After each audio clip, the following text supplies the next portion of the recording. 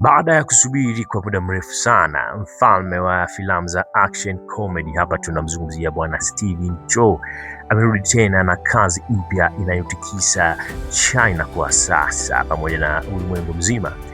Filamu yake mpya inaitwa Kung Fu Soka. Hii ni sehemu ya pili ya ile filamu maarufu sana ya 2001 ya Shaolin Soka. Nadhani wengi wetu tunaikumbuka. Filamu hii imeanza kwa kasi kubwa sana baada ya kuachiwa rasmi hapo juzi kati tu tarehe 11 Julai 2026, na tayari imeweka rekodi nzuri sana kwenye mauzo ya ticket. Filamu hii kwanza inahusu safari ya timu ya wanawake ya kandanda ya China inaitwa Aimee, ambayo inatumia mbinu za Kung Fu kushindana kwenye mashindano makubwa ya Supreme Invisible Cup.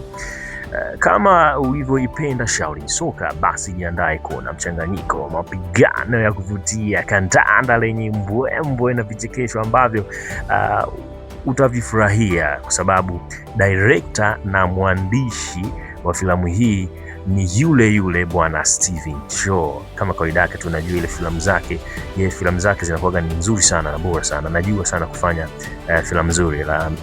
Kama unavyojua amekuwa kimya kwa zaidi ya miaka 19 na mwaka huu ndipo ameamua kutoa sehemu ya pili ya Shaolin Soka hii. Unajua kwa haraka katika hizi siku mbili za kwanza pekee filamu imeingiza zaidi ya yuan milioni 400, huku zaidi ya watazamaji bilioni 11 wakifika kushuhudia filamu hii kwenye kumbi mbalimbali za sinema huko China. Na ikumbuke kwamba bado haijaachiliwa rasmi kwenye nchi zingine. Saizi inapatikana tu, inaonyeshwa tu kwenye nchi ya China pekee.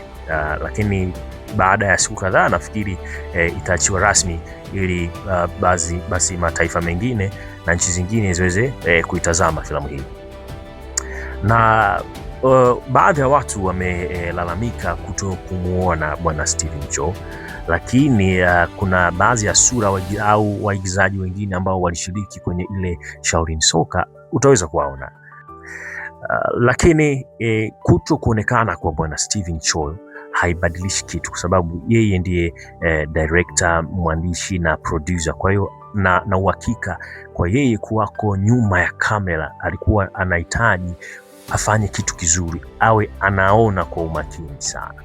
Kwa hiyo niambie kwenye maoni yako, utaipokea vipi Shaolin Soka? Je, unahisi inaweza kufikia viwango vile vya Shaolin Soka, au hii Kung Fu Soka inaweza ikawa flop au ikawa haina ile impact kubwa kama ile filamu ya kwanza ya Shaolin Soka?